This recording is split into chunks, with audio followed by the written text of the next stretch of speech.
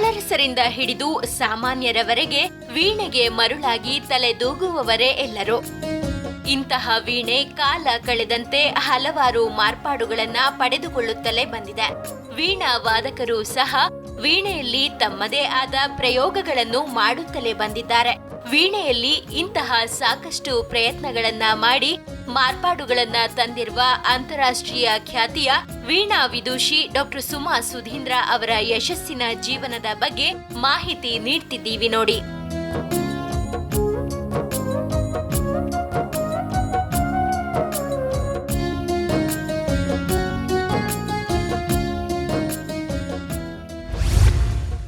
ಸಿರಿ ವೀಕ್ಷಕರಿಗೆಲ್ಲ ನನ್ನ ನಮಸ್ಕಾರ. ನಾನು ಇವತ್ತು ವೀಣೆ ಬಗ್ಗೆ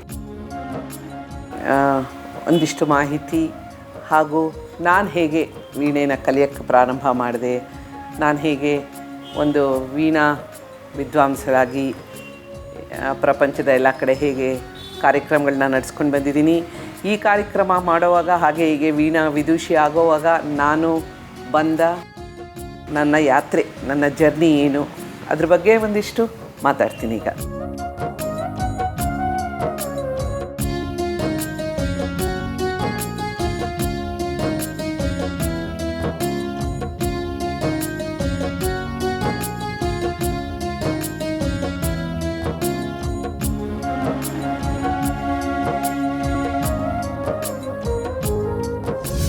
ನಮ್ಮ ತಾಯಿಗೆ ಸಂಗೀತ ಅಂದರೆ ತುಂಬ ಇಷ್ಟ. ಚಿಕ್ಕ ವಯಸ್ಸಿಂದ ಅವರು ಗಮಕಿಯಾಗಿ ಹಾಡ್ತಾಯಿದ್ರು. ಆದರೆ ಆಗಿನ ಕಾಲದಲ್ಲೆಲ್ಲ ಅವ್ರಿಗೆಲ್ಲ ಬೇಗ ಮದುವೆ ಮಾಡಿಬಿಡ್ತಾಯಿದ್ರು.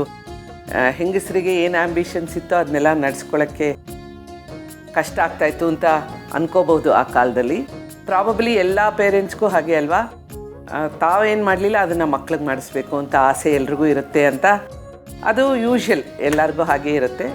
ಆ ದೃಷ್ಟಿಯಿಂದನೋ ಅಥವಾ ಮನೆಯಲ್ಲಿ ಸುಮ್ಮನೆ ಕೂತ್ಕೊಳ್ಳೋ ಬದಲು ಓದ್ತಾ ಇರೋದು ಮಾತ್ರ ಸಾಲದು, ಏನಾರೋ ಒಂದು ಎಕ್ಸ್ಟ್ರಾ ಕರಿಕ್ಯುಲರ್ ಆ್ಯಕ್ಟಿವಿಟಿ ಇಲ್ಲ ಅಂತನೋ ಏನಿದು ಉದ್ದೇಶ ಆಯಿತೋ ನನಗೆ ಗೊತ್ತಿಲ್ಲ. ನಮ್ಮಮ್ಮಂಗೆ ಅವರು ನನ್ನ ವೋಕಲ್ ಕ್ಲಾಸ್ಗೆ ನನ್ನ 5ನೇ ವರ್ಷಕ್ಕೆ ಹಾಕಿದ್ರು.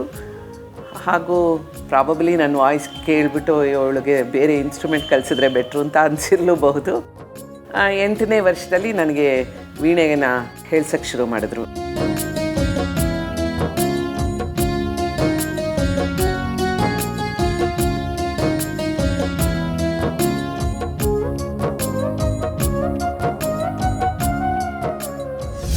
ಹೀಗೆ ಪ್ರಾರಂಭವಾದ ನನ್ನ ಶಿಕ್ಷಣ ರಾಜಾರಾವ್, ವೀಣಾ ರಾಜಾರಾವ್, ನಮ್ಮ ದೇಶದ ಒಂದು ದೊಡ್ಡ ವೀಣಾ ವಿದ್ವಾಂಸರು.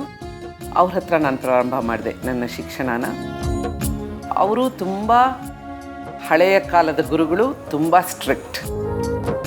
ಇದು ನನಗೆ ಇವಾಗ ಲುಕ್ಕಿಂಗ್ ಬ್ಯಾಕ್ ನನಗೆ ಯಾವಾಗಲೂ ಅನಿಸುತ್ತೆ, ನಾನು ಅಂಥ ಗುರುಗಳ ಹತ್ರ ಹೋಗಿದ್ದಕ್ಕೆ ನನಗೆ ತುಂಬ ಉಪಯೋಗ ಆಯಿತು. ಯಾಕೆಂದರೆ ನಾನು ಒಂದೇ ಒಂದು ದಿನ ಅವರು ನನ್ನ ಪುಸ್ತಕ ನೋಡಿಕೊಂಡು ವೀಣೆ ಕಲಿಯೋಕ್ಕೆ ಬಿಡ್ತಾ ಇರಲಿಲ್ಲ. This is one of the biggest qualities of Karnataka music. ಯಾಕೆಂದರೆ ಕರ್ನಾಟಕ ಮ್ಯೂಸಿಕ್ ಕಲಿತ್ರೆ ಮೆಮರಿ, ಮತ್ತು ಒಂದು ಒಳ್ಳೆ ಕರ್ನಾಟಕ ಮ್ಯೂಸಿಷಿಯನು ಒಂದು ಮೋರ್ ದೆನ್ 150-200 ಕಾಂಪೋಸಿಷನ್ಸ್ ಅವ್ರಿಗೆ ಮೆಮರಿನಲ್ಲೇ ಇರುತ್ತೆ. ಮುಂದೆ ನಾನು ರಾಜಾರಾವ್ ಹತ್ರನೇ ವಿದ್ವತ್ ಎಕ್ಸಾಮು ಮಾಡಿದೆ. ವಿದ್ವತ್ ಎಕ್ಸಾಮಲ್ಲಿ ನಾನು ಕರ್ನಾಟಕ ರಾಜ್ಯಕ್ಕೆ ರ್ಯಾಂಕ್ ಬಂದೆ. ಆ ರ್ಯಾಂಕ್ ಬಂದಾಗ ಅದೇ ಟೈಮಲ್ಲೇ ನಾನು ನನ್ನ ಮಾಸ್ಟರ್ ಡಿಗ್ರಿ ಇನ್ ಹಿಸ್ಟ್ರಿನೂ ಮುಗಿಸ್ದೆ. ನಾನು ಅಂದ್ಕೊಂಡೆ ಕೆಲಸಕ್ಕೆ ಸೇರಬೇಕು ಅಂತ. ನೋಡ್ತಾ ಇರೋ ಕಾಲದಲ್ಲಿ ಎಲ್ಲರೂ ನನಗೆ, ನೀನು ಇಷ್ಟು ಚೆನ್ನಾಗಿ ವೀಣೆ ನುಡಿಸ್ತಾ ಇದೆಯಾ, ನೀನು ವೀಣೆನೇ ಕಂಟಿನ್ಯೂ ಮಾಡಬೇಕು, ನೀನು ವೀಣೆನೇ ಪ್ರೊಫೆಷನಾಗಿ ತಗೋ ಅಂತ ಅನೇಕರು ನನಗೆ ತುಂಬ ಕ್ಲೋಸ್ ಆಗಿದ್ದವರು, ನಮ್ಮ ಅತ್ತಿಗೆಯವರು ಎಲ್ಲರೂ ಸಜೆಸ್ಟ್ ಮಾಡಿದ್ರು. ನನಗೆ ಆದರೆ ಅನ್ನಿಸ್ತಾ ಇತ್ತು, ನಾನು ಇನ್ನೂ ಒಂದು ಸ್ವಲ್ಪ ಇಂಪ್ರೂವ್ ಮಾಡ್ಕೋಬೇಕು if I want to be a professional. ಅಂದರೆ ಇದು ನನ್ನ ಅನಿಸಿಕೆ ಆಗಿತ್ತು. ನಾನು ಮುಂದೆ ಹೋಗಿ ಕಲಿಬೇಕು, ಏನು ಕಲಿಬೇಕು ಅನ್ನೋದು ನನಗೆ ಅಷ್ಟೊಂದು ಕ್ಲಿಯರ್ ಆಗಿರಲಿಲ್ಲ. ಆದರೆ ನಾನು ಹೋಗಿ ಯಾರ ಹತ್ರನಾರ ವೀಣೆ ಇನ್ನೊಂದು ಸ್ವಲ್ಪ ಅಭ್ಯಾಸ ಮಾಡಬೇಕು ಅಂತ ತುಂಬ ಅನ್ನಿಸ್ತಾ ಇತ್ತು ನನಗೆ. ಆ ಟೈಮಲ್ಲಿ ನಾನು ಚಿಟ್ಟಿಬಾಬು ಅವರ ಕಚೇರಿಗೆ ಹೋದೆ. ನನಗೆ ಶ್ಯಾಮಲಾ ಬಾವೆ ಅವರು ಚಿಟ್ಟಿಬಾಬು ಅವ್ರ ಹತ್ರ ಕರ್ಕೊಂಡೋಗಿ ಇಂಟ್ರೊಡ್ಯೂಸ್ ಮಾಡಿದ್ರು. ಅವರು ನನ್ನ ಇಮಿಡಿಯೇಟಾಗಿ ಸ್ಟೂಡೆಂಟಾಗಿ ತೊಗೊಂಡ್ರು. I started performing and I am here today because of both my gurus, Rajarao and Chitti Babu.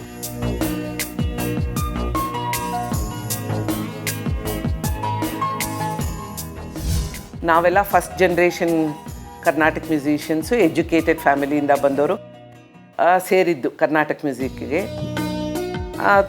ಏನು ಸಪೋರ್ಟ್ ಇಲ್ಲದೆ ಮುಂದೆ ಬರೋದು ತುಂಬ ಕಷ್ಟ ಸಂಗೀತಗಾರರಿಗೆ, ಅದರಲ್ಲೂ ಕಲಾವಿದರಿಗೆ. ಯಾಕೆಂದರೆ ನಾನು 10 to 5 ಜಾಬಲ್ಲಿಲ್ಲ. ನಾನು ಜಾಬು ಬರೀ ಸ್ಯಾಟರ್ಡೆ ಸಂಡೇ ಇರ್ಬೋದು, ಅಥವಾ ನನಗೆ ಒಂದು ತಿಂಗಳಲ್ಲಿ 8 ಕಚೇರಿ ಇದೆ, 8 ಕಚೇರಿನೂ ಬ್ಯಾಕ್ ಟು ಬ್ಯಾಕ್ ಇರ್ಬೋದು, ಇಲ್ಲ ಏನೂ ಇಲ್ಲದೆ ಇರ್ಬೋದು. ಈ ಥರ ಪರಿಸ್ಥಿತಿಗಳು. ಹಾಗಿರುವಾಗ ತುಂಬ adjustments have to come from the family. ನನ್ನ ಅಡ್ಜಸ್ಟ್ಮೆಂಟ್ಗಿಂತ, ಯಾಕೆಂದರೆ ನಾನು ಯಾವಾಗಲೂ I am in the fore in the front of people, in front of travelling, in making so many arrangements. ನನಗೆ ಆದಷ್ಟು ಕಷ್ಟ ಅಂತ ಅನಿಸಲಿಲ್ಲ. ಆದರೆ ನನಗೆ ಗೊತ್ತು, ನನ್ನ ಹಿಂದೆ ನನ್ನ family has sacrificed a lot for me to be here, especially my mother and my husband and my daughters. I think ನಮ್ಮ ತಾಯಿಯವರ ಸಪೋರ್ಟ್ ಇಲ್ಲದೆ ಇದ್ದಿದ್ರೆ, ನನ್ನ ಮಕ್ಕಳನ್ನ ಅವ್ರು ನೋಡ್ಕೊಳ್ದೇ ಇದ್ದಿದ್ರೆ, ನಾನು ದೇಶ ವಿದೇಶಗಳನ್ನು ಸುತ್ತಿಕೊಂಡು ಬಂದರೆ, ಯಾರಾದರೂ ಮನೆಯಲ್ಲಿ ಮಕ್ಕಳನ್ನ ಸರಿಯಾಗಿ ನೋಡ್ಕೊಳ್ದೇ ಇದ್ದಿದ್ರೆ ಖಂಡಿತ ನಾನು ಇಲ್ಲಿರೋಕ್ಕೆ ಸಾಧ್ಯನೇ ಇರ್ತಾ ಇರಲಿಲ್ಲ. ನಾನು ಯಾವಾಗಲೂ I am ever grateful to my mother and my husband for giving me the kind of support. ಸಂಗೀತ ಕಲಿಯೋವಾಗ ಮುಂಚೆ ಎಲ್ರಿಗೂ ಏನಿತ್ತು ಅಂದರೆ, ಸಂಗೀತಗಾರರು ಮನೆತನದಿಂದನೇ ಬರ್ತಾಯಿದ್ರು. ಇವಾಗ ಹಾಗಿಲ್ಲ, ಯಾರು ಬೇಕಾದ್ರೆ ಸಂಗೀತ ಕಲಿಬಹುದು. ಆಮೇಲೆ ಕಲಿಯೋಕ್ಕೆ ಅವಕಾಶಗಳು ಅಥವಾ ಕಲಿಯೋಕ್ಕೆ ಏನೇನು ಬೇಕು, ದ ಇಂಟರ್ನೆಟ್ ಫೆಸಿಲಿಟೀಸ್, ಸಂಗೀತ ಎಷ್ಟು ಬೇಕಾದರೂ ಕೇಳ್ಬೋದು. ಒಂದು ಯೂಟ್ಯೂಬ್ಗೆ ಹೋದರೆ ಬೇಕಾದಷ್ಟು ಸಂಗೀತ ಕೇಳ್ಬೋದು. ನಾವು ಕಲಿತಿದ್ದ ಕಾಲದಲ್ಲಿ ಆ ಫೆಸಿಲಿಟೀಸ್ ಎಲ್ಲ ಇರಲಿಲ್ಲ. ಇವಾಗ ಬೇಕಾದಷ್ಟು ಫೆಸಿಲಿಟೀಸ್ ಇರೋದ್ರಿಂದ ಸಂಗೀತನೂ ಒಂದು ಪ್ರೊಫೆಷನಾಗಿ ಮಾಡ್ಕೋಬೇಕು ಅಂದರೆ ಮಾಡಬೇಕು. ಆದರೆ ಏನಂದರೆ, ಕಲೆ ಕಲಿತಾಗ ಎಲ್ರಿಗೂ ಇವಾಗ ಒಬ್ಬ ಇಂಜಿನಿಯರ್ಗೋ ಅಥವಾ ಡಾಕ್ಟ್ರಿಗೋ ಸಿಕ್ಕೋ ಅಂಥ ಅವಕಾಶಗಳು ಸಿಕ್ಕದೇ ಇರಬಹುದು. ಯಾಕೆಂದರೆ ಕಲೆಯಲ್ಲಿ ತುಂಬ ಮುಂದೆ ಬರಬೇಕಾದ್ರೆ ಎಲ್ಲ ಇರಬೇಕು, ತುಂಬ ಪ್ರಾಕ್ಟೀಸ್ ಮಾಡಬೇಕು, ತುಂಬ ದಿನ ಕಾಯಬೇಕು. ಕರ್ನಾಟಿಕ್ ಮ್ಯೂಸಿಕಲ್ಲೆಲ್ಲ ಹೆಸರು ಮಾಡಬೇಕು ಅಂದರೆ ಕಂಟಿನ್ಯೂಸ್ ಆಗಿ ಕಷ್ಟಪಡ್ತಾನೆ ಇರಬೇಕು, ಹಾರ್ಡ್ ವರ್ಕ್ ಮಾಡ್ತಾನೆ ಇರಬೇಕು, ಇಂಪ್ರೂವ್ ಮಾಡ್ಕೊಳ್ತಾನೆ ಇರಬೇಕು.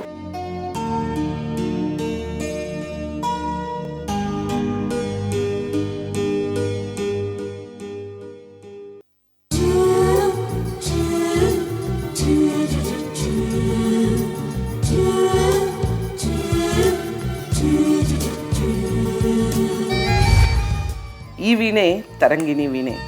ನನ್ನ ಪ್ರಕಾರ ನನಗೆ ತುಂಬ ಸಂತೋಷ ಕೊಟ್ಟ ಒಂದು ಸಮಾಚಾರ ನನ್ನ ಕೆರಿಯರ್ನಲ್ಲಿ ಅಂದರೆ, ನಾನು ಈ ವೀಣೆ ಮಾಡಿ ನನಗೆ ಪೇಟೆಂಟ್ ಬಂದಾಗ.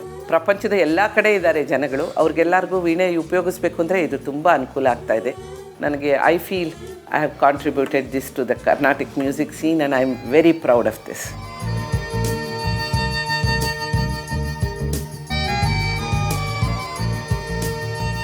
ಗುರಿಯನ್ನು ತಲುಪುವ ಮನಸ್ಸು, ಸಾಧನೆಯನ್ನ ಮಾಡುವ ಕನಸು ಹಾಗೂ ಅದನ್ನ ಸಾಕಾರಗೊಳಿಸುವ ಛಲ ಹೊಂದಿದ್ರೆ ಸಾಕು, ಸಾಧ್ಯವಾಗದೇ ಇರುವಂತಹದ್ದು ಯಾವುದೂ ಇಲ್ಲ.